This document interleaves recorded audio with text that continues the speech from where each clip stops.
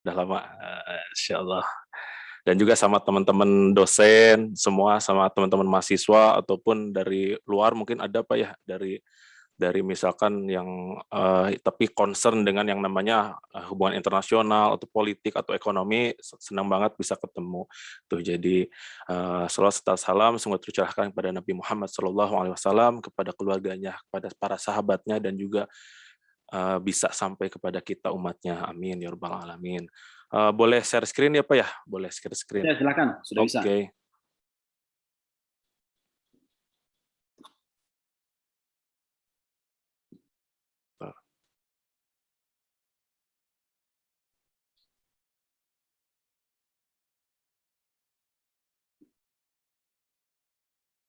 Bentar Pak. Oh nggak ada ya? Oh ada. Oke.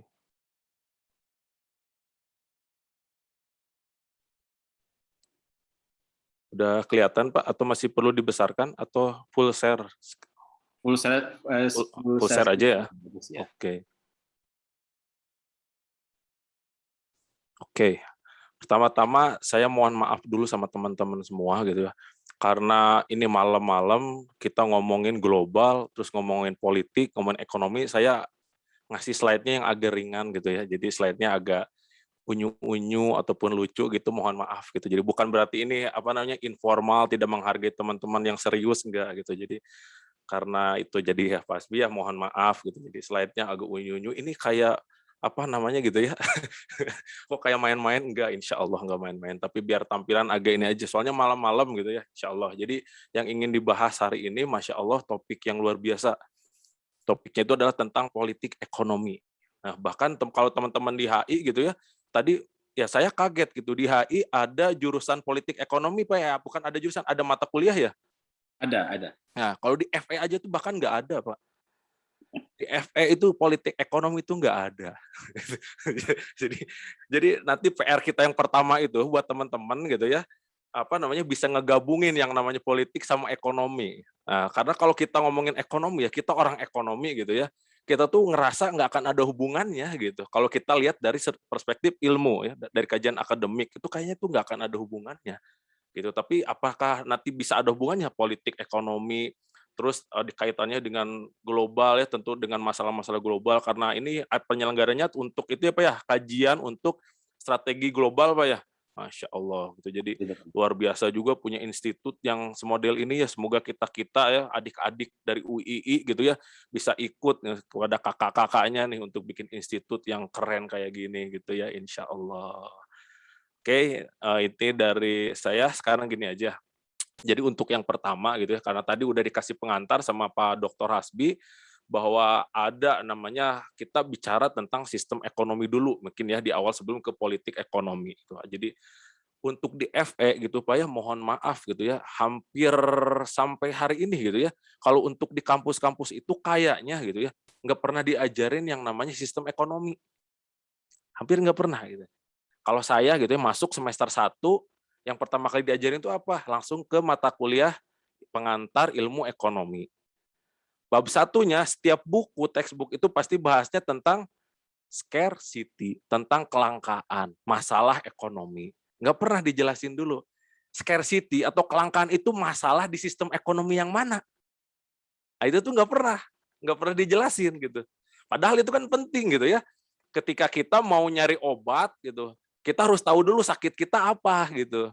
Ini mah kan obat udah diajarin segala macam gitu ya, tapi sakitnya nggak tahu sakit apa gitu kayak gitu. Jadi itu kalau yang kami rasa gitu untuk orang-orang apa namanya di Fakultas Ekonomi gitu. Jadi kalau menurut kajian yang saya lakukan gitu ya, sependek yang saya lakukan gitu. Jadi belum sepanjang Dr. Hasbi ya. Kalau Dr. Hasbi udah panjang kajiannya. Kalau saya masih pendek, gitu. Jadi sependek yang saya tahu gitu bahwa sistem ekonomi itu hanya ada 3. Yang pertama itu sistem ekonomi kapitalis, yang kedua sistem ekonomi sosialis, dan yang ketiga itu sistem ekonomi Islam. Nah, dari 3 sistem ini dia ngelihat yang namanya masalah ekonomi itu beda-beda.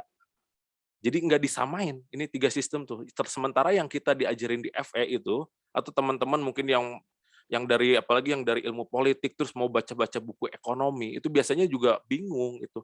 apa sistem ekonomi, karena nggak pernah diajarin gitu. Sistem dan ilmu itu beda. Mungkin di kajian-kajian sebelumnya udah pernah dijelasin mungkin ya gitu. Jadi kita langsung aja dianggap bahwa kita semua udah selesai untuk urusan itu. Tapi intinya bahwa hari ini yang pertama kita lihat adalah perbedaan tentang analisis mana masalah ekonomi. Kayak kita lihat dalam kapitalis. Dalam kapitalis itu dalam karya The Wealth of Nation Adam Smith itu yang paling pertama ditekankan bahwa masalah ekonomi menurut dia itu adalah tentang scarcity, tentang kelangkaan. Jadi di dunia ini tuh segala apa yang kita mau tuh langka gitu. Jadi itu masalah dari sistem kapitalis gitu. Sekarang kita lihat dalam sosialis kayak gimana. Nah, kalau dalam sosialis itu masalah ekonomi itu ngelihatnya bahwa Karl Marx ya, terutama dalam misalkan dalam Das Kapital atau Manifest des Kommunistischen Partei itu ya, beliau dijelaskan bahwa masalah ekonomi itu adalah eksploitasi dari kaum pekerja. Itu. Jadi sosialis itu dia ngebantah secara akademik. Memang secara akademik bahwa dia menguliti bahwa yang namanya ada kesalahan dalam cara kapitalis memandang masalah ekonomi. Nah, untuk sosialis kayak gitu, bahwa masalah ekonomi itu adalah eksploitasi pekerja. Maka dari itu nanti cara ngerancang strateginya, ngerancang politik ekonominya itu beda, karena lihat masalahnya beda. Oke, kita lihat ke sistem yang ketiga. Ketiga itu ada sistem Islam, dan ini juga di kajian-kajian akademik itu dihilangkan, mohon maaf gitu ya. Jadi dihilangkan dan kita tuh kayak nggak tahu bahwa ada sistem Islam dalam sistem ekonomi gitu. Kita tuh kayak itu tadi, kayak Pak Hasbi jelaskan bahwa yang lebih dikenal dengan ekonomi Islam itu mungkin hanya Islamic banking, finance gitu ya, apa namanya itu microfinance, Islamic financial institutions, takaful, sukuk, paling di situ-situ aja muter gitu. Apakah ini gitu ya, Islam tuh ngomongin tentang masalah ekonomi di luar itu, ternyata sependek jari untuk kita bisa lihat masalah-masalah ekonomi itu bukan cuma aspek kecil-kecil itu tadi. Dan mungkin ini ya hanya perasaan saja ya, nggak tahu nanti Pak Hasbi gimana ya. Kalau kalau menurut saya gitu ya, kenapa di kajian-kajian ekonomi Islam itu lebih dominan yang sukuk gitu ya, atau Islamic banking? Karena banking, sukuk itu dia nggak akan ngehancurin hegemoni dari ekonomi kapitalis yang sekarang itu sedang bercokol. Banking itu banking ya kayak sukuk itu justru bisa ditumpangi sama kapitalis sebagai the new market. Makanya kenapa di Inggris gitu ya, di Jepang, di Eropa ya kita satu sisi senang gitu ya, mereka buka juga gitu yang namanya Islamic banking, tapi ada di sisi lain gitu, bahwa ternyata mereka tuh just exploit gitu. Jadi mereka tuh cuman just apa tuh just look at the new market. Mereka tuh, oh ini ada bisnis baru nih, ada anak soleh baru gitu kan. Kita biasanya gitu kan kalau orang-orang Islamic banking tuh apa namanya kalau kita bikin SWOT ya, kalau saya misalkan tapi nggak mau juga gitu ya kerja di bank gitu ya, di bank Islam walaupun bank Islam mungkin nggak mau, tapi tetap aja misalkan kalau orang-orang Islamic banking ya kalau bikin analis SWOT gitu ya, analisis calon konsumen itu kita cari anak soleh baru gitu, anak soleh baru yang dia tuh pengen terbebas dari riba gitu. Karena baru ini anak soleh belum tahu gitu. Banyaknya kayak gitu. Ternyata bahwa kalau yang saya lihat gitu, kalau secara perspektif makro, bahwa Islamic banking, takaful dan lain-lain itu hanya ditumpangi itu. Karena apa tadi? Karena kesalahan berpikir kita yang tidak melihat itu tuh sebagai sebuah sistem. Jadi kita cuman ganti di kulitnya aja. Misalkan ada riba nih, cuman ganti aja di banknya aja. Tapi di sistem negaranya enggak. Negara masih tetap pinjam uang riba, negara masih tetap ada yang namanya apa tuh jual saham gitu ya negara, ataupun misalkan transaksi-transaksi itu masih diaturin undang-undang dan lain-lain semacamnya gitu. Itu yang pertama. Jadi kalau dalam Islam apa namanya Islam ngelihat masalah tuh bukan kayak kapitalis. Kapitalis itu dia ngelihat ada kelangkaan.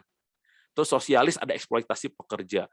Kalau Islam itu yang paling pertama kali ditekankan ketika sistem ekonomi Islam melihat masalah itu apa? Yaitu adalah pemenuhan kebutuhan pokok dari warga negara itu. Jadi sistem ekonomi itu nantinya apa namanya ini besarnya gitu ya, itu tuh untuk memenuhi setiap kebutuhan individu dan dituangkan lewat politik ekonomi. Makanya ada yang namanya politik ekonomi Islam. Di sini saya mau jelaskan tadi pertanyaannya kan apakah ada? Saya berani jawab di sini ada. Apakah kata saya? Ya itu menurut saya, tapi saya berdasarkan hasil kajian. Nanti hasil kajiannya di slide-slide berikutnya, insya Allah. Jadi pertama itu ya, jadi bahwa ada cara ngelihat yang beda dari kapitalis, sosialis, dan Islam dalam masalah ekonomi. Dampaknya apa? Nah, politik ekonominya ketika dia kapitalis yang melihat masalahnya itu adalah kelangkaan, maka politiknya apa? Yaitu adalah increase production. Jadi terus aja tingkatin produksi. Makanya nanti apa namanya itu standar pengukurannya yang pertama GDP dan yang kedua GNP. Nah, kalau GDP itu nanti dia fokusnya kepada akumulasi gitu ya yang ada di dalam negeri, mau itu warga negara asing juga gitu. Tapi kalau yang GNP itu nanti fokusnya apa namanya akumulasi produksi yang itu dari negara sendiri dan juga dari negara luar negeri, tapi warga negara yang negara tertentu itu gitu. Jadi fokusnya tuh increase production. Jadi kalau misalkan produksinya terus ditingkatin, itulah akan tercipta yang namanya the wealth of nation karena masalahnya tadi kelangkaan. Karena nggak ada barang nih, makanya dibuatin barang terus. Ketika dibuatin barang lah orang-orang kan yang namanya ngebuat barang tuh kan kalau Adam Smith ya menurut saya gitu ya. Adam Smith tuh dia anaknya polos banget gitu. Dia tuh jadi ketika nulis gitu ya, kalau apa namanya kalau kita dapat gaji terus gaji kita disisihin gitu ya, jangan disimpan di bawah bantal atau misalkan disimpan di mana enggak, tapi disimpan di lembaga keuangan. Nah, lembaga keuangan nanti muterin di itu di perusahaan. Perusahaan kan muter pasti ada karyawan, karyawan dapat gaji gitu terus muter terus gitu. Pasti tercapai yang namanya the wealth of nation. Itu polos banget itu Adam Smith itu. Jadi kalau Adam Smith masih lahir sekarang itu paling ngelihat itu kok ambiar gitu apa yang saya tulis 900 halaman gitu. Itu 900 halaman itu kalau teman-teman yang ngelihat gitu ya, teman-teman yang non FE gitu ya, lihat buku Adam Smith itu kayak buku apa gitu ya. Kayak buku apa kalau kita ya orang-orang FE itu ngelihatnya kalau Adam Smith belajar matematika aja gitu satu semester gitu ya, ekonometrika sebentar aja. Itu paling cuma 4 lembar itu buku buku yang 900 halaman itu gitu. Jadi karena itu tadi karena beliau tuh memang polos gitu ya, bukan beliau dia lah, dia itu polos banget gitu yang ngelihat masalah ekonomi itu kok polos gitu. Kalau ngelihat sekarang tuh kan ternyata enggak. Bahwa ternyata ketika bank disimpenin uang tuh justru uang tuh kemana coba Pak Hasbi? Kebanyakannya. Apakah emang dikasihin sama orang biar untuk bikin bisnis enggak? Semua gitu enggak? Jawab ya. Oh, boleh Pak. Boleh, jawab Pak. Oh iya.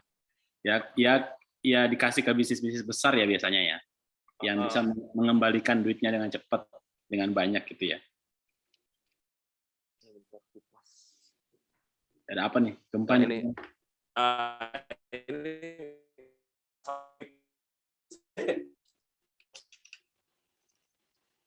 soalnya dari pagi ini belum ini baru matiin sore tadi sebentar. Oke, jadi itu ya pertama memang disalurin tapi ke bisnis besar dan yang kedua sebenarnya yang paling banyak diputerin itu justru di sektor non real gitu. Jadi bukan di sektor real untuk usaha tapi di bursa saham gitu ya dan turunan-turunannya yang bermacam-macam gitu. Jadi emang uang tuh di situ dan akhirnya tersumbat. Sumbatan pertama yang paling besar itu adalah the Great Depression tuh. 40-an. Waktu John Maynard Keynes itu terkenal gitu ya dengan apa namanya ungkapan in the long run we are all dead gitu. Jadi di masa depan tuh kita mampus semua gitu. Jadi kan solusinya Keynes itu kan gini, udah kita minjem duit aja sebanyak-banyaknya sekarang. Terus nanti di masa depan siapa yang bayar kalau hancur? Udahlah, nggak usah mikirin masa depan. Orang di masa depan tuh kita semua jadi mayat gitu.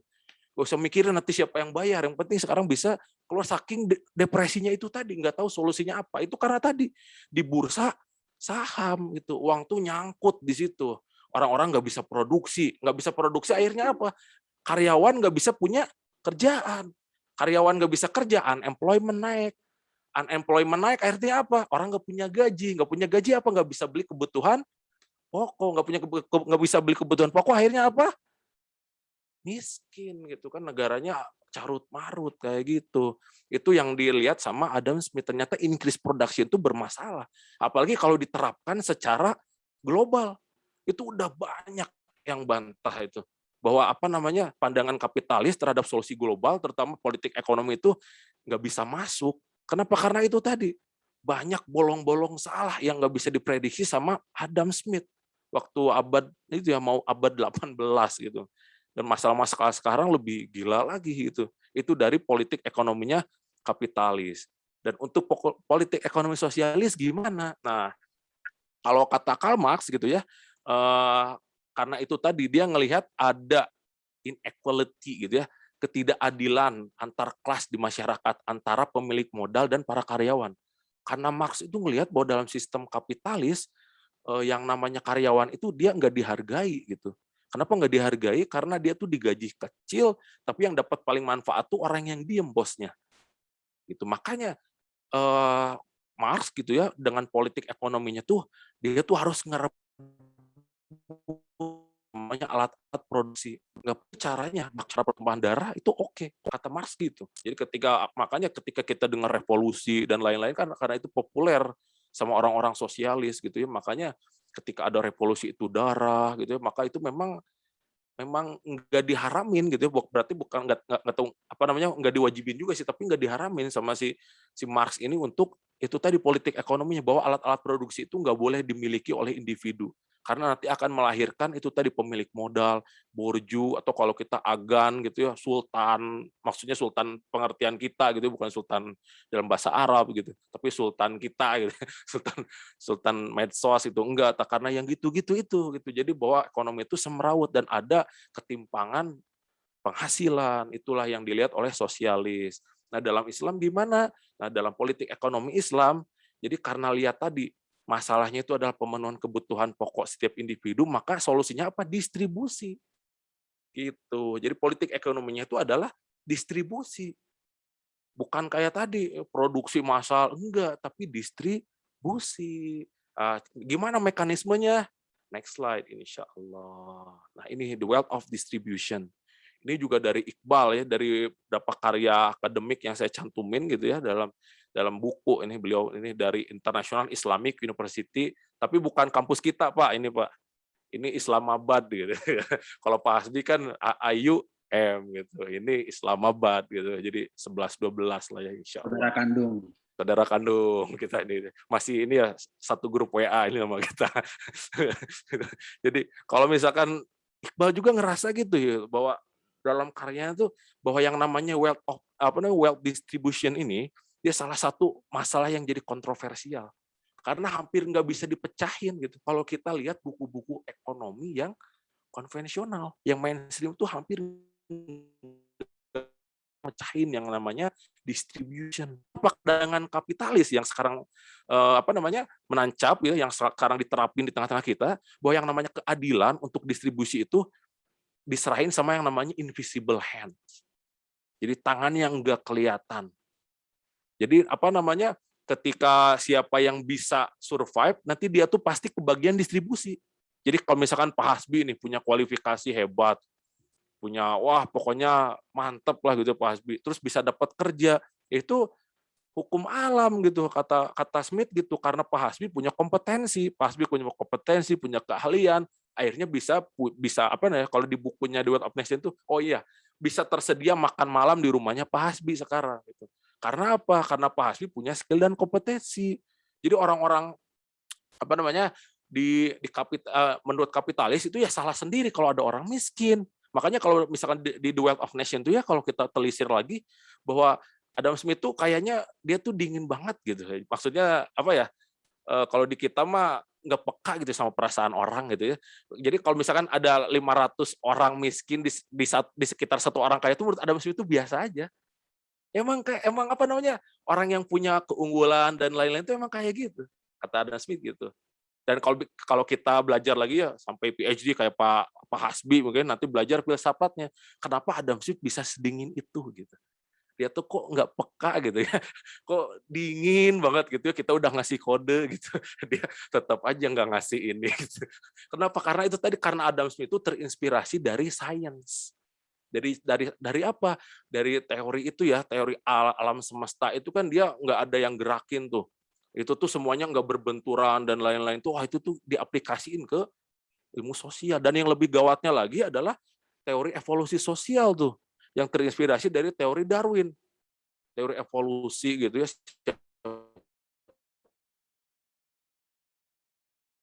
salah sendiri. Kalau ada orang miskin nggak mampu, ya salah sendiri kenapa kayak gitu, gitu. Kayak gitu. Tapi kalau yang ada praktek ya, yang di prakteknya itu justru 500 orang miskin itu kebanyakan gitu ya. Di tengah-tengah satu orang kaya itu bukan karena 500 orang miskin itu miskin, bukan. Bukan karena 500 orang miskin itu nggak kompeten, nggak punya skill, bukan. Tapi karena apa? Karena satu orang kaya itu merebut hak-haknya 500 orang miskin. Maka dari itu politik ekonomi itu penting untuk ngejamin hak-hak itu nggak direbut gitu. Itu dalam Islam, itu the wealth dalam wealth distribution ini gitu. Dalam pandangan Iqbal kayak gitu. Dan untuk distribution and justice ini lebih ribet lagi kata Afzalur Rahman gitu ya. Jadi itu masih ilmuwan Pakistan. Beliau juga masih mengatakan gitu dalam kajian-kajian beliau itu bahwa isu-isu gini nih, isu keadilan, distribusi dan lain itu adalah isu yang complicated gitu. Jadi kalau kita lihat complicated itu kan bawaannya tuh pengen curhat gitu ya karena kita punya banyak masalah, ini complicated gitu. Itu kayak gitu dan itu pun juga dalam ekonomi sekarang gitu. Makanya ditambal sulam, krisis makin cepat makin jadi. Itu karena memang ada masalah dalam distribusi dan justice. Tapi dalam sistem ekonomi sekarang kapitalis, distribusi dan justice itu nggak dilihat karena emang dari awalnya bukan isu penting. Nah, inilah yang jadi PR kita ya untuk para ilmuwan muslim gitu, ilmuwan politik, ilmuwan ekonomi, ilmuwan sosial itu yang kita membawa nafas Islam dalam setiap karya kita, dalam setiap pemikiran kita, ini tuh PR kita gitu. Gimana kita bisa ngebuktiin bahwa Islam tuh punya cara atau sistem canggih yang bisa handle masalah-masalah global.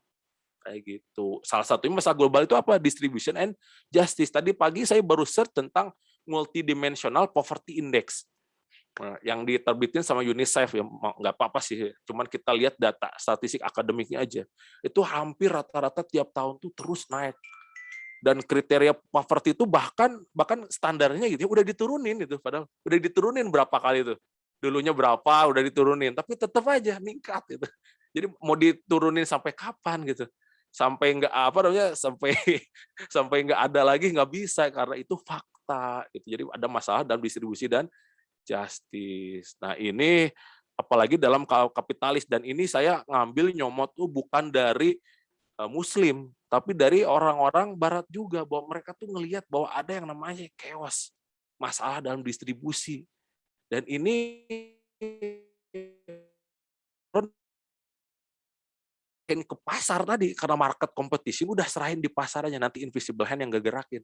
Itu tadi jadi masalah makanya dalam kajian akademisnya Karl Marx itu ya dalam Manifest des Kommunistischen Partei ya dia ngatain bahwa Production Mitte zentralisiert und das Eigentum in wenigen Händen konzentriert gitu. Jadi kalau misalkan tadi Mas bahasa Jerman ya, kalau bahasa Indonesianya itu mungkin alat-alat produksi itu yang dia tuh tersentralisasi di orang-orang kaya, maka itu akan jadi masalah. Gitu. Karena itu tadi diserahin market competition. Padahal dalam Islam itu orang punya alat-alat produksi itu nggak masalah selama alat produksinya nanti di next selanjutnya insya Allah. Nah ini jadi makanya dalam Islam gitu ya kalau tuh kan sering kita ya kalau misalkan di Islam tuh nggak ada hubungannya antara bukan di Islam maksudnya orang-orang sekuler gitu ya, orang-orang bahkan mereka tuh bisa jadi akademik tapi mereka tuh ngelihat bahwa yang namanya Islam itu tuh nggak ada hubungannya sama dengan state atau negara atau politik atau pengaturan gitu ya itu salah satu itu mungkin yang mitos dan lain-lain tapi ketika kita mengkaji gitu ya kitab-kitab para ulama itu ini salah satu aja gitu ya dari sekian masih banyak lagi bahwa ternyata ada hubungannya dan kenapa karena itu tadi kita melihat bahwa masalah politik ekonomi tentang melihat masalah ekonomi itu nggak bisa dipecahin dengan sistem-sistem yang udah rusak tadi itu maka dari itu kita ngelihat Islam dan menurut Al-Ghazali ini salah satunya dalam Ihya Ulumuddin beliau mengatakan al-mulku wadinu tau'amani faddinu aslun wasultanu harisun wa mala aslalahu famahdumun wa malaha risalahu fadoiun Jadi agama apa namanya negara dan agama itu adalah saudara kembar. Jadi kalau agama itu pondasinya atau basisnya dan negara itu adalah penjaganya. Dan sesuatu yang nggak ada fondasi atau basisnya itu akan runtuh. Dan fondasi tanpa yang ngejaganya itu akan hilang, gitu aja. Gitu. Jadi pentingnya tentang yang namanya politik, ya, negara dan agama itu saling menjaga. Nah, gimana apa namanya teknisnya gitu? Nah, teknisnya dalam beberapa kajian-kajian yang salah satunya ini dalam Asyiasah Al-Iqtisadiyah Al-Muslahnya Abdurrahman Al-Maliki. Nah, dalam pandangan beliau bahwa ada kaitannya tadi gitu ya antara politik, ekonomi, negara itu dengan ajaran-ajaran Islam. Jadi ajaran Islam itu bukan hanya membahas-bahas aspek yang mikro yang selama ini kita kenal, tapi ngebahas juga dimensi yang lebih luas gitu ya dalam politik ekonomi untuk itu tadi untuk mengimplementasikan yang namanya sistem ekonomi Islam gitu bahwa dalam sistem ekonomi Islam dijelasin bahwa pemenuhan kebutuhan pokok setiap orang itu tuh adalah wajib. Maka dari itu wajib tentang politik ekonomi gitu. Jadi untuk yang kebutuhan ininya gitu, yang primernya gitu ya. Untuk yang setelah primer itu apa namanya disesuaikan sesuai dengan kemampuan orang-orang itu tadi. Makanya nggak diharamkan dalam Islam itu orang-orang punya yang namanya alat-alat produksi untuk memperkaya gitu asalkan tidak merebut hak-hak punya orang lain kayak gitu dan inilah prinsip-prinsipnya gitu ya yang pertama itu tadi bahwa individu itu dijamin kebutuhan pokoknya dan yang kedua complete fulfillment of basic needs jadi dijaminnya tuh memang secara komplit nggak ada misalkan gitu ya dijaminnya tuh oke dijamin makanannya aja gitu tapi rumahnya nanti beli kalau misalkan dia emang udah nggak mampu gitu ya udah nggak mampu itu baru dijamin dan itu harus dijamin oleh negara gitu jadi kalau misalkan dalam sistem kapitalis kan enggak gitu dia nggak punya rumah ya salah dia gitu kenapa nggak bisa sampai punya rumah makanya generasi-generasi sekarang ya generasi sandwich generation ya disebutnya tuh ya jadi nggak bisa milenial sandwich generation itu tuh nggak punya yang namanya kemampuan untuk beli rumah karena itu tadi gitu selain harganya mahal nggak dijamin gitu bisa punya tempat tinggal dan yang ketiga itu adalah ini individu itu mubah tapi di sini mubah ya untuk apa namanya punya alat produksi terus punya bisnis terus memperkaya diri itu hukumnya mubah bukan wajib di sini Pak Hasbi pernah dengar nggak ada yang apa orang Islam tuh harus kaya itu pernah dengar nggak? Belum ada. Oh belum ada ya. Kalau saya suka dengar yang motivator itu gitu kan, motivator atau ustadz yang merangkap motivator itu Muslim itu harus kaya. Gitu. Kalau kita dengar harus itu ya berarti kan kalau kaidahnya al amr lil ijab ya Pak Hasbi ya betul nggak? Jadi perintah itu menunjukkan kewajiban. Jadi padahal enggak gitu dalam Islam tuh enggak diwajibin jadi orang kaya. Itu tuh mubah aja kalau mau jadi orang kaya silahkan gitu. Tapi nggak diwajibin.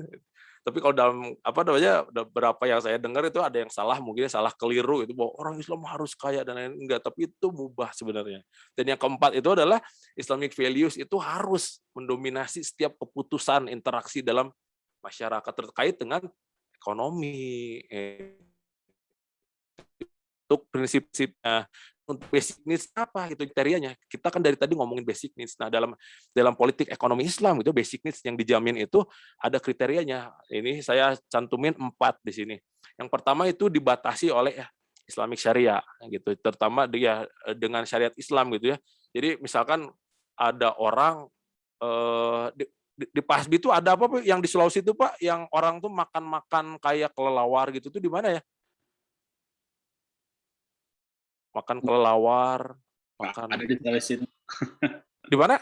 Manado, Manado. Itu betul. Itu bukan tempat pasti bukan Makassar itu bukan ya? Bukan, bukan. Oh, bukan. Utara itu.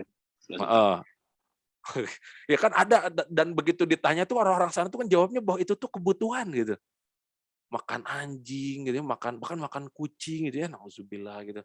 Itu tuh kebutuhan gitu. Ada yang bilang ngeri banget kebutuhannya gitu kan. Dan dalam Islam tuh kalau itu diharamkan, maka itu tuh nggak boleh jadi kebutuhan. Atau ada orang yang kalau misalkan selalu butuh alkohol gitu ya, butuh fly dan gitu tuh itu tuh bukan kebutuhan. Gitu. Dan yang kedua adalah implementasi terhadap dengan kewajiban. Jadi apa namanya diprioritaskan kewajiban tuh bisa terpenuhi. Misalkan kalau orang nggak bisa sholat karena nggak punya pakaian, karena miskin banget, nah itu negara wajib ngasih itu tuh, tapi nanti dijelasin bahwa cara ngasihnya tuh ada cara langsung dan cara nggak langsung gitu ya untuk basic needs itu. Nah, tapi yang mau ditekanin di slide yang ini adalah bahwa negara tuh wajib untuk kalau misalkan masyarakatnya nggak bisa memenuhi kewajiban gara-gara nggak mampu, itu negara wajib ngebantu dan untuk avoid madorot gitu ya, kemudaratan itu tuh menghindari itu wajib, maka dia harus jadi basic needs. Nah, dan yang ketiga adalah basic need individual dalam bentuk produk. Nah, ini makanya ini dipisahin nih. Jadi produk dan jasa itu sebagai basic needs itu dipisahin karena nanti strategi ngasihnya pun beda. Dalam dalam politik ekonomi Islam itu artinya beda. Jadi untuk yang ketiga ini dalam requirement basic need dalam bentuk produk ya, kayak pakaian, baju, dan rumah tinggal itu nanti cara ngasihnya beda dengan yang keempat. Yang keempat itu adalah basic needs for society in the form of services kayak keamanan, pendidikan, dan kesehatan itu tuh dibedain nanti. Nah, bedanya kayak gimana? Oke, ini. Jadi ada cara langsung dan cara tidak langsung. Jadi ketika negara mengadopsi mengadopsi sistem ekonomi Islam nih, terus mau diturunin untuk diimplementasiin lewat politik ekonomi Islam. Nah, strategi untuk memenuhi basic needs-nya tuh kayak gini, ada dua. Cara yang tidak langsung itu untuk yang produk. Gimana caranya? Nah, tadi misalkan gitu ya, ada orang miskin, nggak bisa beli baju karena saking miskinnya, dan karena nggak bisa beli baju, dia otomatis nggak bisa sholat. Nah, negara itu nggak langsung serta-merta langsung ngasih nih baju nih, sholat nih. Besok ganti lagi nggak ada bajunya, ini sholat nih. Ini kasih baju lagi. Enggak, tapi dia tuh ngasih tahu kalau dia malas itu diwajib dikasih tahu bahwa kerja itu wajib. Gitu. Dan yang kedua, dia miskin tuh karena nggak punya lapangan pekerjaan gitu ya, maka negara itu wajib menyediakan yang namanya lapangan pekerjaan. Biar orang-orang bisa kerja dan biar orang-orang itu tuh bisa dapat kerjaan, bisa dapat income, terus bisa beli baju untuk sholat. Itu jadi caranya tuh nggak langsung pemenuhannya kayak gitu. Untuk yang produk-produk tadi.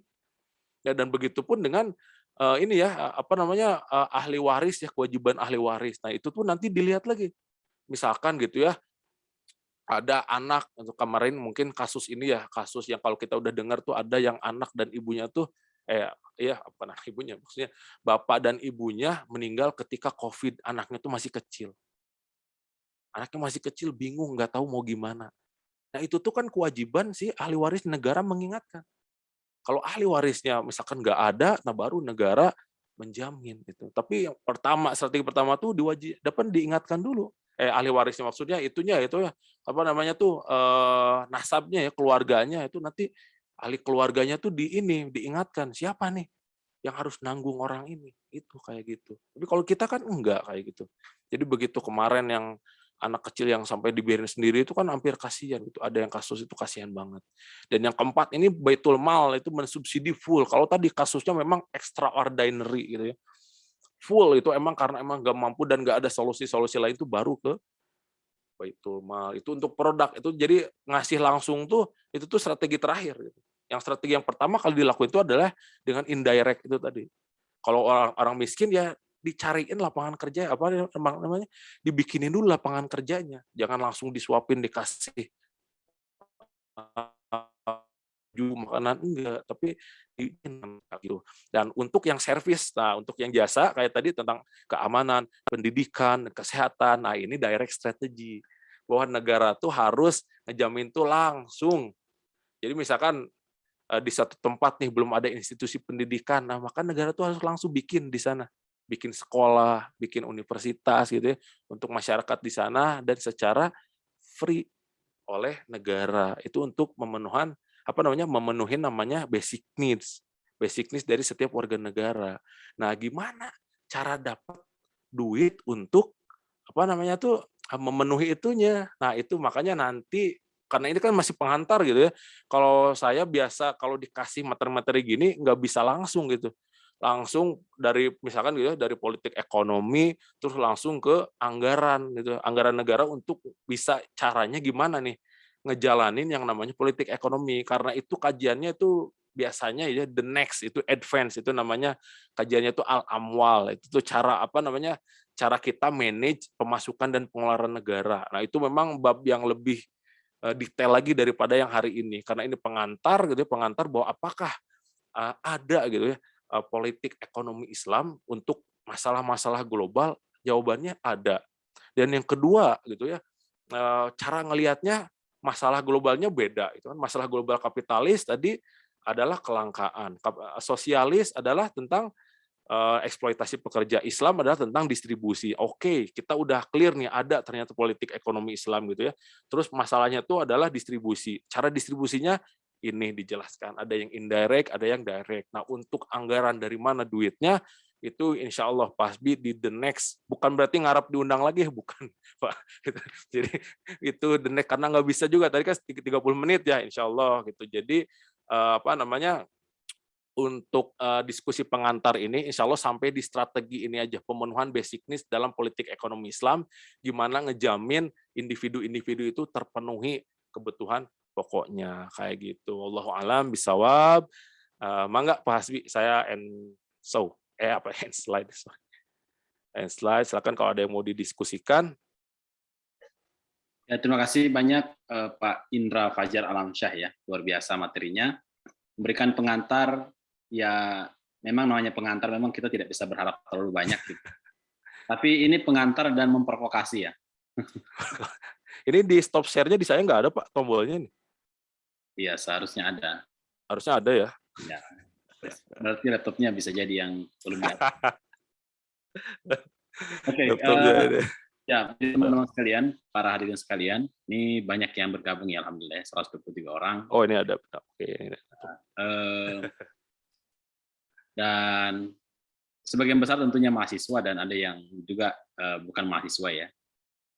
Tadi kita mendapatkan gambaran mengenai bagaimana filosofi mendasar dari paradigma perspektif kapitalisme, sosialisme, kemudian juga Islam.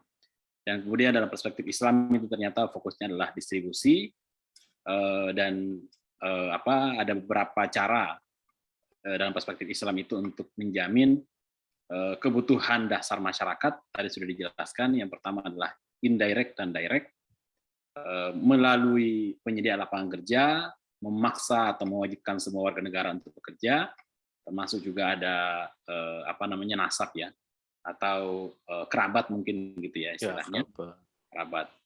Atau memang kalau tidak ada yang mampu ya itu sudah tanggung jawab negara untuk menjamin.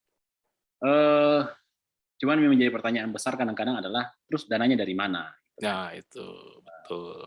Nanti mungkin kalau teman-teman sekalian pengen nanya itu, saya kira Pak Indra tidak akan tidak menjawab itu, pasti akan menjawab. Jadi tadi itu semacam provokasi dan sekaligus pancingan kalau teman-teman ada yang ingin nanya gitu. Karena ini juga menjadi masalah sebenarnya ketika bicara mengenai pengelolaan atau memberikan jaminan terhadap rakyat, terus bagaimana caranya, dari mana duitnya. Yeah. Oke, ini ada pertanyaan. Ini silahkan kalau ada yang ingin bertanya langsung, silahkan raise hand saja. Ini pertanyaan dari Sutopo Topo ya, nama Sutopo Topo. Izin bertanya, bagaimana sistem politik ekonomi di Indonesia terkait wealth distribution? Dengan Muslim majority, kenapa kita tidak mengembangkan Islamic political economy? Di mana root cause-nya? Dan sampai sejauh mana peran institusi pendidikan dalam mendorong atau mengganti sistem ekonomi yang ada? Terima kasih, ini ada 3 pertanyaan. Masya Allah. Dari perspektif distribusi gitu ya, atau perspektif Islamic ekonomi, bagaimana sih Islamic ekonomi itu melihat ekonomi Indonesia dan kenapa kita tidak bisa mengembangkan itu sendiri di Indonesia? Dan sejauh mana peran institusi? Silahkan Pak Indra mungkin menjawab salah satu juga bisa, atau menjawab 3-tiganya bisa, tapi tidak lama-lama ya, karena kita kasih kesempatan juga yang lain untuk bertanya. Oke, jadi ini untuk yang pertama gitu, jadi tentang kondisi politik ekonomi di Indonesia gitu ya, menerapkan yang mana gitu. Ya, kita lihat aja gitu. Jadi ciri gampang melihat yang namanya sistem ekonomi yang diterapkan tuh cirinya apa? Kita lihat dalam konsep ownership, dalam kepemilikan. Kalau dalam bahasa Arabnya tuh al-milkiyah gitu. Dalam konsep kepemilikan itu, di Indonesia itu kepemilikan itu diserahin kayak gimana coba? Dibebasin atau kayak gimana? Ternyata yang saya kaji itu ternyata dibebaskan. Itu. Jadi apa sistemnya? Sistemnya adalah kapitalis. Kita bisa lihat gitu ya, kepemilikan yang dia tuh menyangkut al-milkiyatul jadi kepemilikan sorry, umum, itu kepemilikan umum itu rata-rata, itu bukan rata-rata lagi mungkin ya, mayoritas hampir semua gitu. Kalau teman-teman lihat data gitu ya, kepemilikan umum kayak barang-barang tambang, hutan, infrastruktur, itu dimiliki oleh swasta, dimiliki oleh individu. Nah, hal itu kan dalam perspektif sosialis berbeda. Dalam sosialis itu enggak kayak gitu. Sosialis itu dimiliki semua oleh negara dan masyarakat itu adalah pekerjanya gitu. Jadi pekerja dari negara. Nah, dalam Islam enggak, dalam Islam itu dibagi 3 gitu. Jadi ada kepemilikan untuk individu gitu ya, ada kepemilikan untuk umum dan ada kepemilikan negara. Nah, dalam dalam Indonesia politik ekonomi yang Indonesia saya lihat itu bahwa yang diterapkan itu adalah sistem kapitalis di mana itu dibebaskan orang-orang, terutama para pemilik modal besar dibebaskan untuk memiliki yang namanya resource ya, economic resource. Jadi sumber-sumber ekonomi itu dimiliki oleh orang-orang. Itu artinya dibebasin, maka sistem ekonominya kapitalis. Maka dari itu kemarin rame ya, Blok Wabu, terus dulu dari sampai sekarang Freeport ya, terus blok-blok Mahakam, Blok Natuna dan lain-lain itu yang kaya dengan sumber daya mineral itu pasti yang namanya ricuh gitu. Jadi ricuh karena apa? Karena tadi ada perampasan hak, karena itu tadi dibebaskan oleh negara. Siapa saja boleh memiliki selama memiliki modal. Nah, palunya apa? Alatnya lewat undang-undang. Nah, ketika kita bicara, ketika Indonesia menerapkan sistem ekonomi kapitalis dan rusak-rusaknya tuh kelihatan banget gitu ya. Karena jurang kemiskinan makin banyak, apalagi yang di daerah tambang gitu ya. Mereka tuh hampir kebanyakan tuh, Waalaikumsalam, kebanyakan tuh karena itu tadi ada perampasan hak. Nah, maka itu kenapa Indonesia tidak bisa mengembangkan karena mayoritasnya itu adalah Muslim. Nah, ini yang mau saya tekankan di sini. Mungkin teman-teman yang dari jurusan politik itu lebih tahu pasti gitu. Yang namanya sistem gitu ya. Sistem itu kalau dalam politik gitu ya, tidak tidak melihat apakah mayoritas masyarakatnya itu Muslim atau enggak. Enggak lihat itu. Tapi lihat itu adalah dari yang punya otoritas gitu. Jadi yang punya otoritasnya mau atau enggak? Nerapin politik ekonomi Islam mau enggak?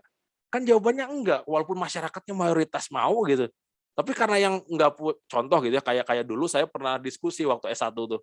Jadi ketika saya bilang bahwa sistem ekonomi Islam, politik ekonomi Islam tuh gini-gini detail, terus ada yang bilang kayak gini, "Bro, sini," gitu.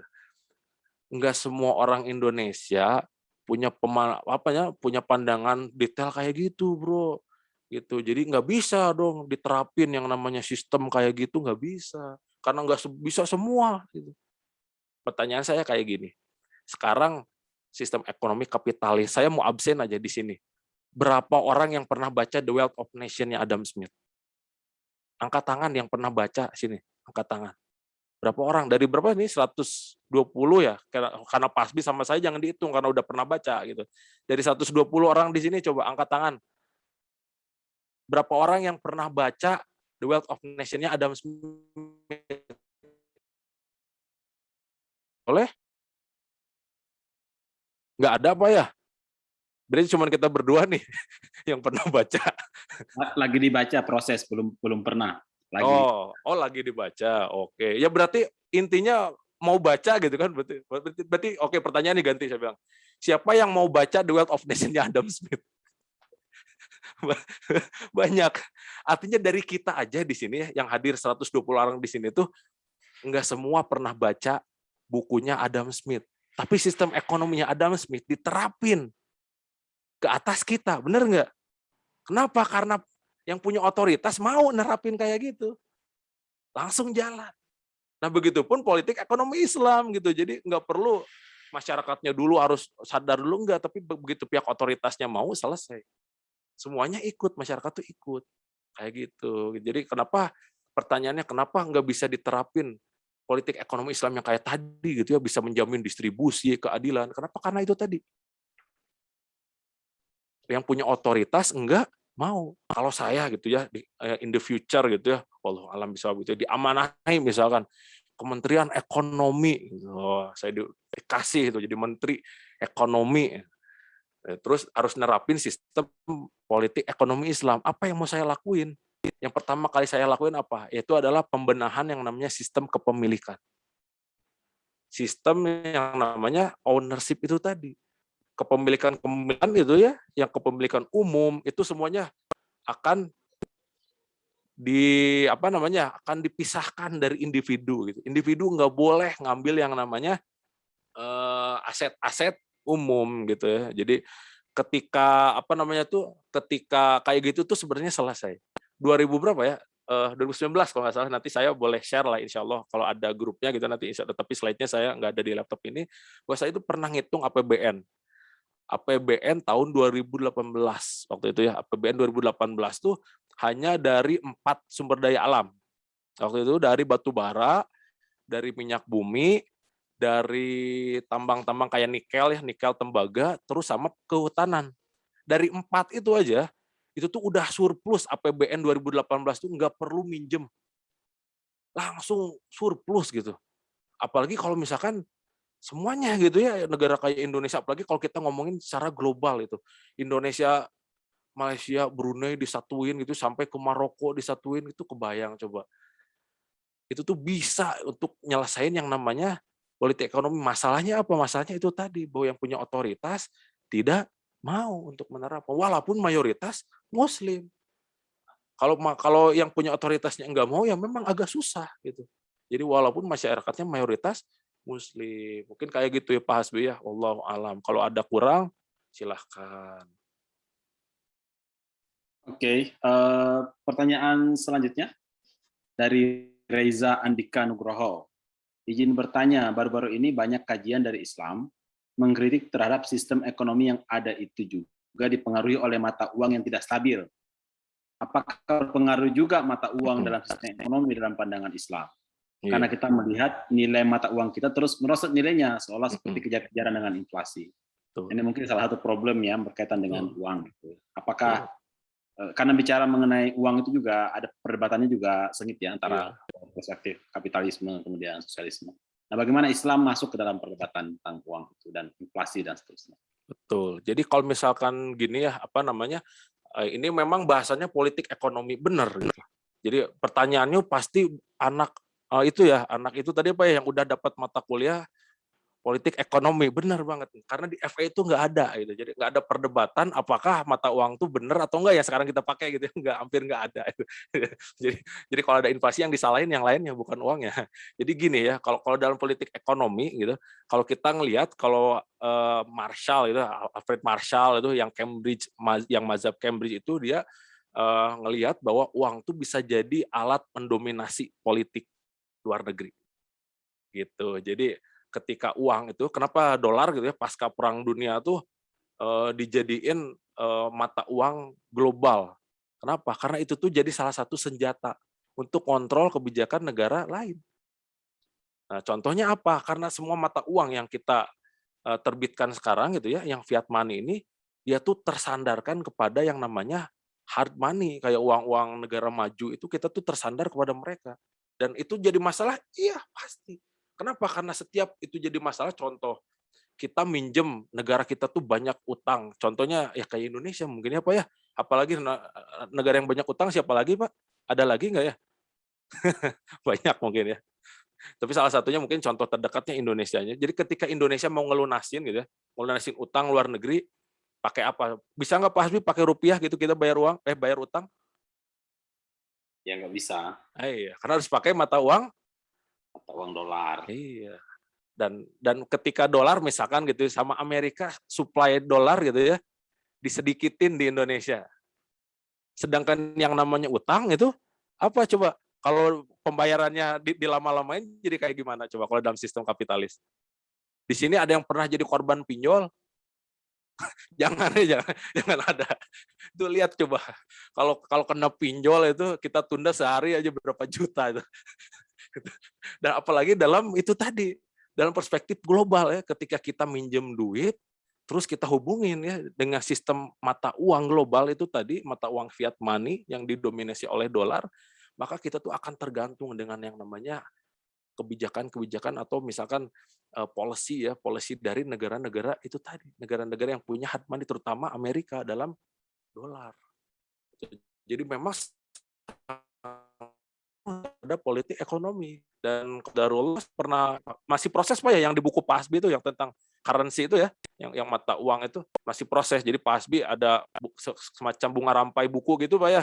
Bunga rampai politik ekonomi ya, politik Islam, dan saya di situ kontribusi dalam ekonomi terutama terkait dengan currency. Karena itu juga salah satu bidang saya.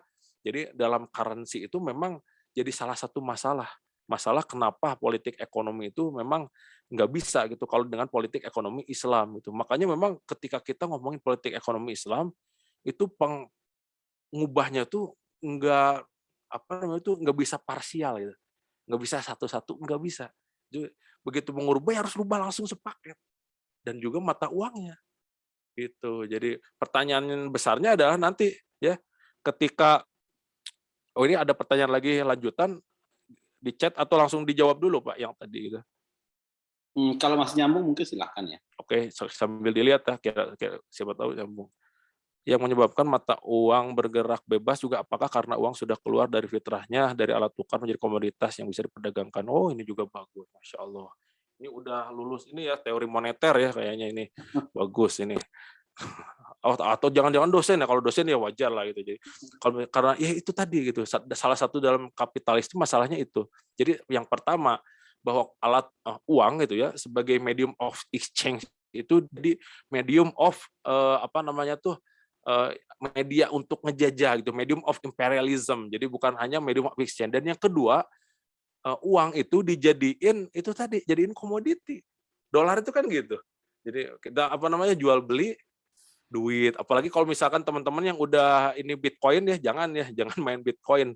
Maksudnya ini apa namanya, yang udah baca berita Bitcoin gitu kan, Bitcoin itu yang asalnya gitu ya, pengen menggantikan hegemoni dolar gitu ya, kita ganti nih jadi mata uang yang nggak perlu ada urusan dengan kayak gitu, langsung aja peer to peer.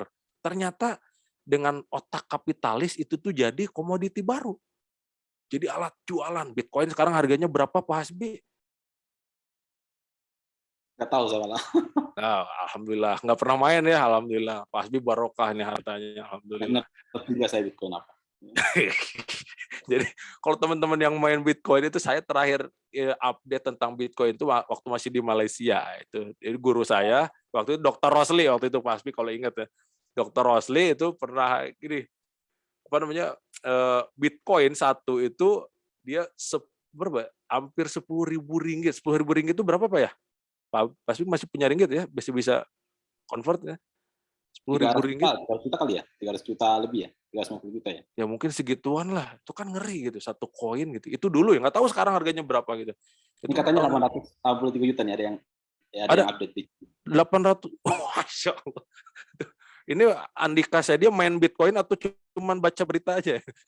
Browsing katanya kayaknya. Nah, ini ya nggak baik. Jadi itu 803 juta. Artinya apa? Fluktuasinya tuh tinggi banget gitu. Ngeri gitu kalau mata uang kayak gitu.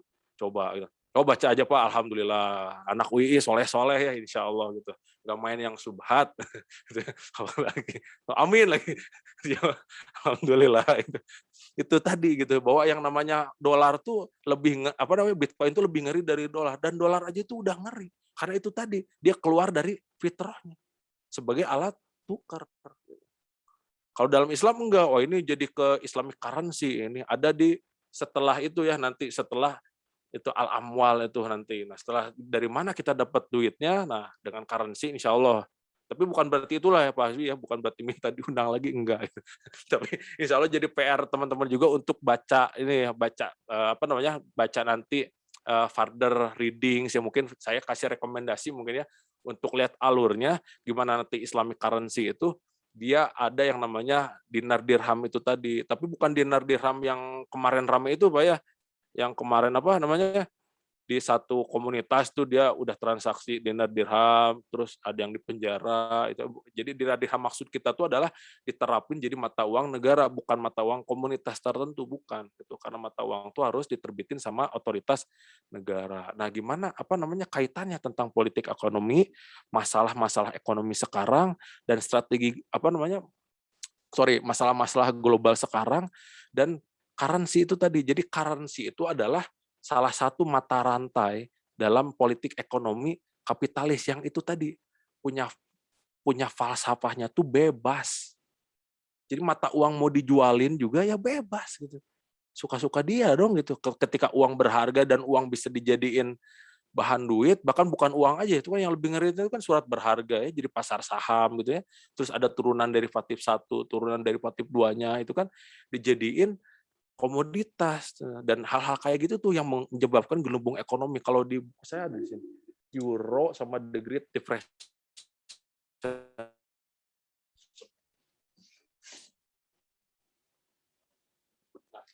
Ini yang pertama pemenang, ini saya ada koleksi buku ekonomi, dua-duanya pemenang Nobel. Yang pertama Paul Krugman dalam The Return of Depression Economics. Jadi sepanjang buku ini dijelasin bahwa sistem uang dolar yang dijadiin komoditi, apalagi terus ada saham juga dijadiin kayak komoditi seperti uang, itu tuh ngehancurin yang namanya ekonomi.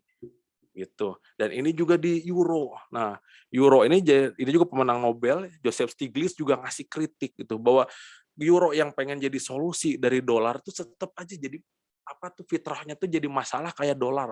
Walaupun awalnya euforia mungkinnya gitu sekitar 2000-an awal tuh euforia.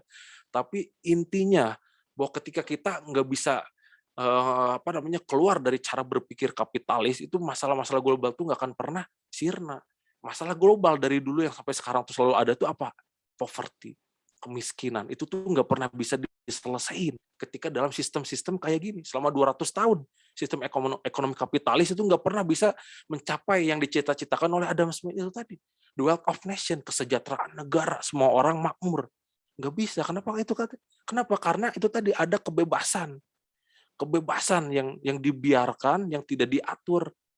Karena apa? Karena tidak diatur itu tadi, maka fitrahnya manusia ya, kalau kita baca karya-karya John Stuart Mills gitu ya dalam utilitarianisme, itu gimana orang-orang tuh cenderung kepada namanya selfish gitu ya. Dia tuh pengen yang namanya memperkaya diri sendiri. Dia tuh pengen eksis sendiri. Dia tuh cenderung ke serakah. Itu tuh orang-orang tuh cenderungnya kayak gitu. Dan Adam Smith tuh nggak bisa baca yang kayak gitu, polos gitu. Polos gitu. Dia nggak bisa baca yang kayak gitu. Dan itulah yang jadi masalah. Dan di uang juga tadi gitu, currency dijadiin apa? Jadiin komoditas di luar fitrahnya, maka dia akan merusak yang namanya sistem ekonomi suatu negara gitu. Jadi wallahu a'lam bishawab. Baik, teman-teman sekalian, kalau ada yang ingin bertanya langsung silakan. Ini kayaknya memang agak berat ya jadi diskusinya ya, karena ya gitu Pak. Makanya harus sambil ini Pak, ya, ngopi ini. Memang mata kuliahnya juga jadi berat ya. Karena di buku-buku pengantar ekonomi politik global itu memang detail ya ininya. Ada masalah finance juga di sana ada masalah lembaga internasional juga ada. Gitu. Iya, betul. Ada perspektif. Jadi itu semacam mungkin kalau di ekonomi mungkin itu setiap topik itu ada mata kuliah tersendiri gitu. Nah kalau di ekonomi politik global itu ya memang, tapi memang ini sih cuma sekedar pengantar ya. Jadi tidak sampai ke detail-detail seperti itu memang. Ya memang kalau di S1 itu kan memang hanya memantik mahasiswa untuk mencari mereka sebenarnya kecenderungannya kajian kemana gitu. Iya. Cuman memang saya kira begitu juga saya waktu S1, S2 juga tidak di mata kuliah ekonomi politik itu ya kita cuma membahas tentang kapitalisme, sosialisme, termasuk merkantilisme itu. Nah, dan sementara bagaimana perspektif Islam itu belum dikaji. Ternyata dari penjelasannya Pak Indra kan tadi sudah banyak sekali ternyata ya. Bahkan sudah didiskusikan sejak lama gitu, sampai Muhammad Iqbal itu awal-awal tahun abad 20 juga sudah mendiskusikan. Betul. Awal-awal Iqbal, terus yang itu tuh Pak, siapa yang dari Pakistan tuh, satu lagi tuh ada yang produktif tuh, pemikir Pakistan yang awal-awal itu. Coba lupa lagi ya. Yang menulis tentang buku ekonomi Islam ya. Itu kan udah didiskusiin ya. Ya. Kok jadi lupa ya namanya. Bukan Capra itu ya? Omer Capra. Bukan, sebelum lagi yang pimpinan Jamaah Islamiyah itu loh. Ya, saya nggak tahu itu kalau itu. Itu ada itu lebih awal lagi gitu. Itu tuh udah di ini juga. Al-Maudi. Itu Masya Allah. Ini harus dapat nilai lebih nih Abu Ammar, Pak. Kalau di kelas Al-Maududi, Masya Allah. Iya itu, betul. Terus kalau nggak salah juga ada bukunya ini ya, Bakir Al-Sadr ya, tentang Bakir Sadr itu Iktisaduna, Our Economics. Itu jadi salah satu rujukan ini ya di akademik, karena dia tuh ketika ditranslate ya, dari bahasa Arab ke Inggris itu khusus untuk academic research. Itu untuk khusus academic research. Makanya lebih dikenal ya dalam konteks akademis ya. Tapi kalau setelah saya telusuri gitu ya, bahkan dalam Iktisaduna tuh bisa dikatakan lebih dari 50% itu tuh sumbernya tuh dari An-Nabhani, Pak, kalau saya lihat itu. Jadi Taqiyuddin An-Nabhani gitu. Dalam itu ya Nizamul Iqtisadi fil Islam. Itu makanya banyak banget apa namanya itu istilah-istilah tuh yang sama itu. Mungkin nggak tahu apa namanya terinspirasi atau gimana ya. Kalau saya lihat itu banyak ya, dari mungkin situ gitu, Pak. Jadi karena memang sumber primernya kan sama ya dari Al-Qur'an mungkin ya. itu bisa jadi. Tapi Potensi. ngelihat faktanya juga Pak sama gitu, ngelihat wakinya gitu ya. Waki fakta tentang kerusakan kapitalis, kerusakan sosialis itu memang sama gitu. Jadi luar biasa itu. Jadi udah dari dulu sebenarnya gitu dibahas kayak gini, cuman nggak nyampe ke kita itu yang kasihan tuh gitu. Gitu. Jadi Itu satu mungkin ya, dalam perspektif itu tidak nyampe ke kita. Yang kedua bisa jadi kalau masukkan ekonomi politik Islam nanti dianggap radikal atau ekstremis. itu gitu Pak. Ya, jadi ini bicara politik lagi jadinya ya. Iya, Politik pendidikan gitu ya. Memang sih betul. memang kita juga harus akui ya. Iya, Kalau bicara mengenai pendidikan dan kurikulum itu kan ya kita juga harus tahu bahwa ya itu sangat-sangat politis gitu. Kenapa kurikulum kita dan kenapa textbook kita itu kebanyakan memang kiblatnya ke barat misalnya, dan kenapa kok di kajian-kajian Islam itu tidak digali, ya itu juga mungkin seperti yang Pak Indra tadi katakan ya, tergantung otoritas.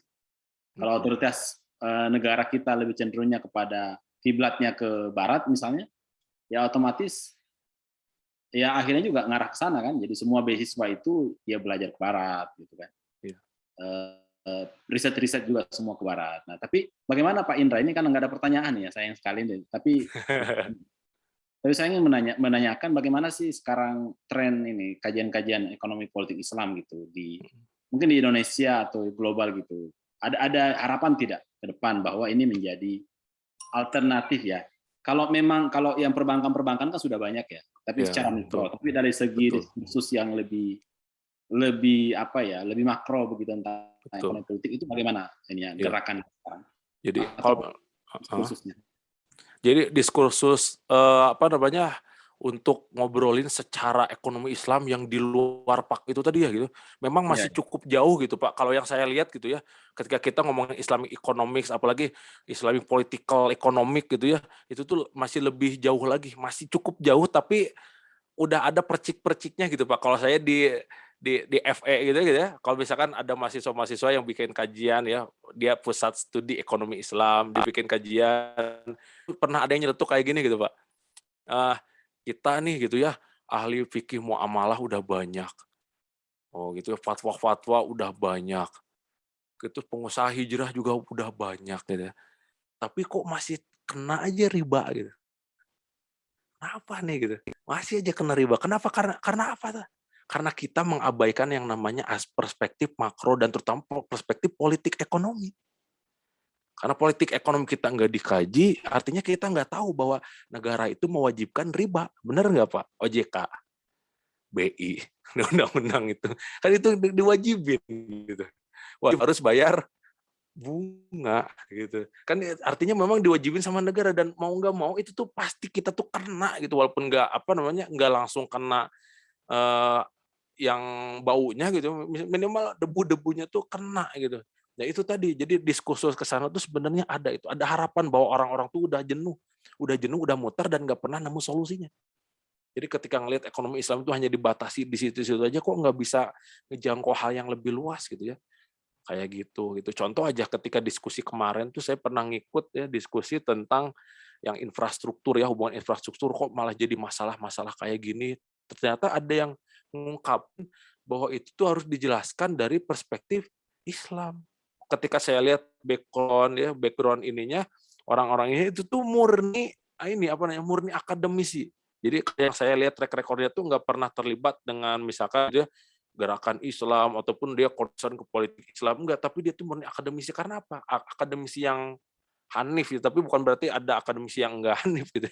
Maksudnya akademisi yang dia tuh bisa bisa cari apa namanya itu masalah tuh kok enggak selesai gitu. Harus ada solusi lain nih, enggak bisa kayak gini aja. Tapi pasti dia tuh akan melihat ke sana bahwa ada yang namanya politik ekonomi Islam. Jadi nyelesain masalah tuh dari atas gitu. Bukan bawah-bawahnya itu yang diselesaikan nanti ke atas karena nggak akan pernah naik gitu. Karena sistemnya tuh harus up and down untuk politik ekonomi. Makanya ada politik ekonomi itu tadi. Karena untuk apa? Ole, Untuk ole, ole, ole, ole, ole, ole, ole. Oke. Ya, tapi kan begini Pak Indra ya. Ini pertanyaan terakhir ya, sebelumnya 9 kita tutup. Apa namanya? Kadang-kadang kan ini ya. Kadang-kadang kan orang bertanya-tanya. Terus kalau mungkin tidak misalnya kita membangun ekonomi kita tanpa utang gitu. Karena sekarang kan yang dikejar adalah pertumbuhannya. Ya, kita growth. Growth kalau di Indonesia itu kan ya kita butuh investasi, kita butuh dana. Kita butuh dana untuk ini namanya kita butuh dana untuk membangun infrastruktur, untuk mempercepat perekonomian berjalan. Nah, tanpa utang mungkin tidak. Gitu. Sementara sekarang kan utang itu ya memang harus riba gitu konsekuensinya. Tapi kan kalau pemikirannya sekarang itu kan ya nggak apa-apa lah kita riba dulu sekarang gitu. Besok kan kita bisa lunasin dan ya kita bisa melepaskan diri dari riba gitu. Kira-kira gimana? Jadi kita balik ke das dulu itu. Kenapa harus ada utang dalam sistem kapitalis? Itu tuh asal mulanya gitu ya dari Harold Domar model dalam The Growth.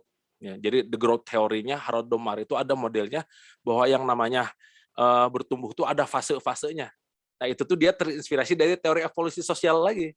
Sosialnya Darwin kan dari Darwin kan berevolusi ya bertahap gitu. Sebelum jadi negara maju tuh dari negara terbelakang itu nanti ada fase-fasenya. Nah selama fase-fase itu boleh ngambil utang. Bukan boleh lagi, bahkan ada hitungannya namanya debt to service ratio, DSR. Nah, DSR itu adalah cara ngitung ya, kita cara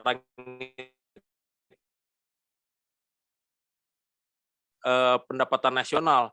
Apakah ngutang tuh bahaya nggak kalau dengan sejumlah nih? Ataukah utang tuh harus diturunin nggak? Itu tuh ada alatnya. Jadi intinya apa? Bahwa yang namanya utang tuh adalah bagian menyatu dengan yang namanya growth, teori pertumbuhan. Jadi kalau misalkan menurut Harold Domar itu kalau negara nggak ngutang nggak akan bisa tumbuh. Itu karena dalam falsafahnya gitu. Makanya itu. Jadi negara-negara tuh pasti keren kan bahwa utang tuh nggak bisa dihindari, tapi harus di manage. Karena kalau kita mau bertumbuh harus ngutang gitu, Pak gitu. Jadi itu ada kesalahan berpikir dari situ. Dan apakah bisa tanpa utang? Jawabannya itu balik lagi akan ke tadi itu sistem pemasukan dan pengeluaran negara. Dan itu kajiannya memang lebih lagi tapi ngasih hipotesis awal saya di awal ini balalah bisa tanpa utang enggak gitu bisa negara tuh bisa tanpa utang untuk ekonominya tuh survive bahkan maju itu bisa. Tapi untuk detailnya mungkin nggak cukup mungkin Pak ya gitu. Jadi sekarang 2050 nih, 2060 ya, 21 udah harus ditutup. Nggak cukup mungkin kayak gitu. Allahu a'lam. Intinya bisa ya. Gitu Ya, bisa. Itu hipotesis saya gitu dari kajian saya gitu. Teman-teman nanti silakan buktiin ya. Teman-teman kan mahasiswa gitu bisa buktiin apakah emang benar bisa gitu. Tapi saya juga ini ada tarik tadi dengan mungkin juga jawabannya juga sudah dijelaskan sedikit tadi mungkin sama Pak Indra ya.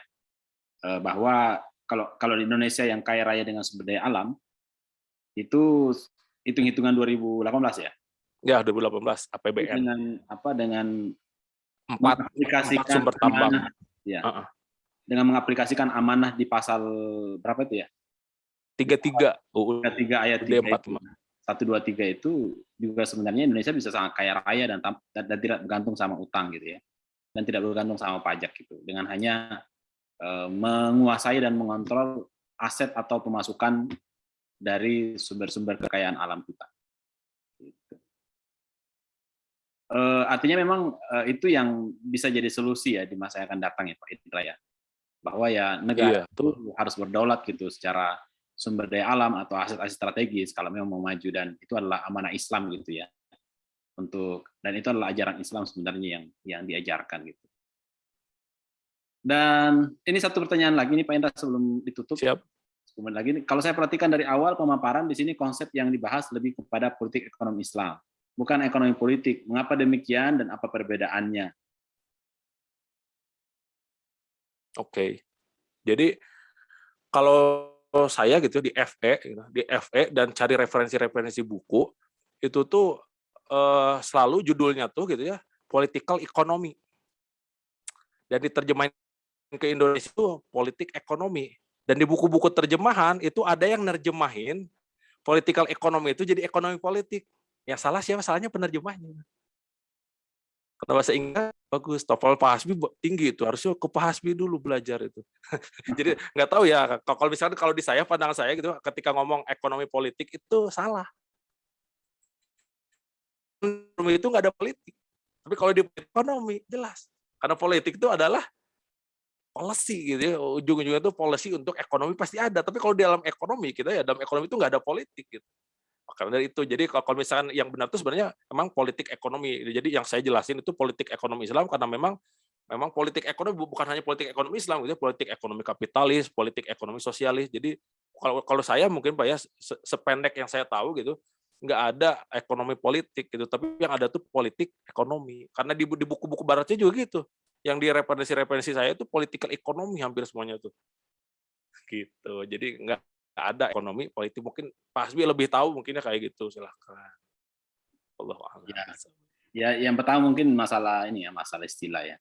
Tapi memang ini sebagai penyelenggara kegiatan malam hari ini memang kita fokus sebenarnya ini bagian dari, ini mungkin bagi teman-teman yang mengambil mata kuliah di Global Political Economy, malam ini kita bicara topik yang spesifik dan lebih spesifik lagi. Gitu ya. Topik spesifiknya itu adalah perspektif.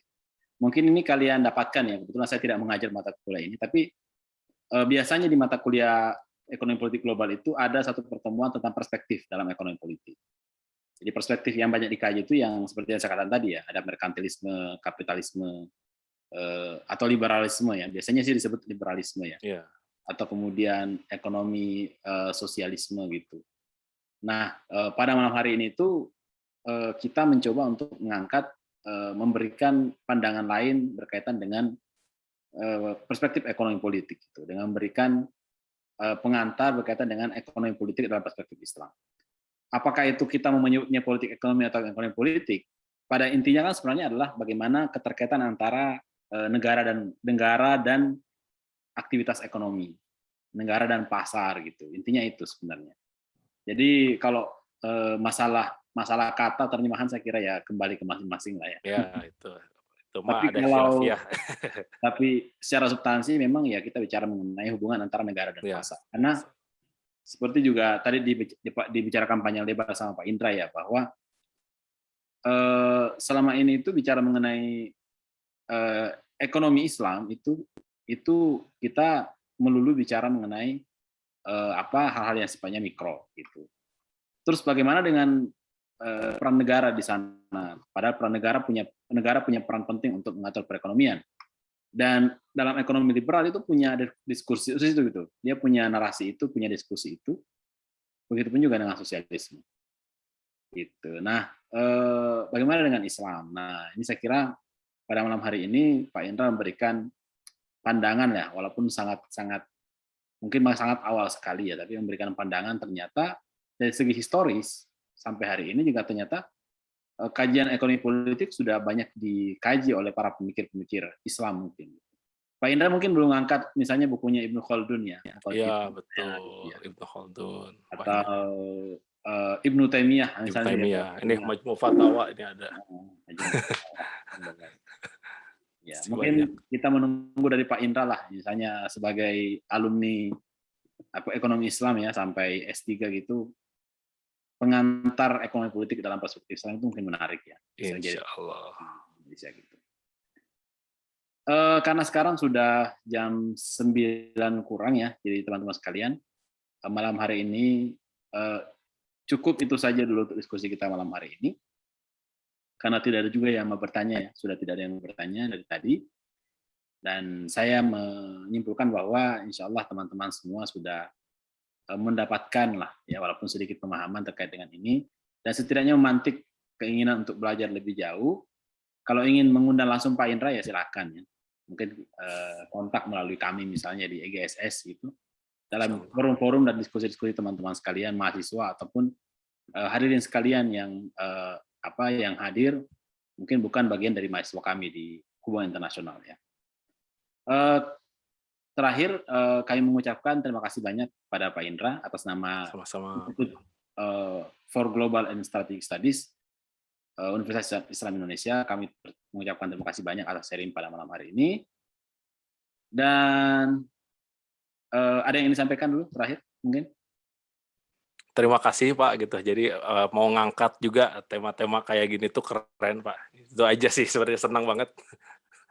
Oh iya. Ya mungkin ke depan kita akan inisiasi, akan buat lagi kajian-kajian yang lebih sistematis ya berkaitan dengan perspektif Islam. Yang detail Pak ya gitu insya Allah. Ya insya Allah. Perspektif Islam terkait dengan problem ekonomi, problem currency, dan seterusnya. Itu ya untuk hari ini sekalian, teman-teman sekalian, teman-teman mahasiswa, Bapak Ibu sekalian, para peserta diskusi pada malam hari ini. Terima kasih banyak, sampai jam 9 sudah bersedia untuk menyempatkan waktunya, apalagi teman-teman mahasiswa ya, yang sudah sibuk dari pagi sampai sore, sampai malam. Keren mahasiswa ini. Ya, biasa.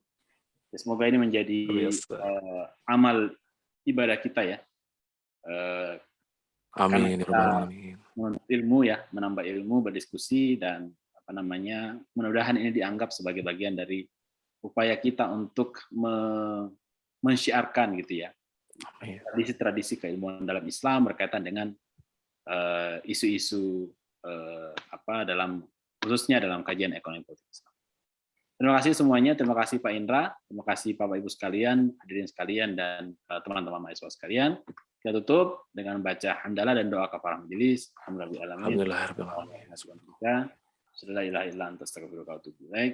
Assalamualaikum warahmatullahi wabarakatuh. Waalaikumsalam warahmatullahi wabarakatuh. Terima kasih ya Pak Indra ya. Sama-sama Pak Dokter. Sehat ya Pak ya. Alhamdulillah. Selamat ya sudah ini ya menyempurnakan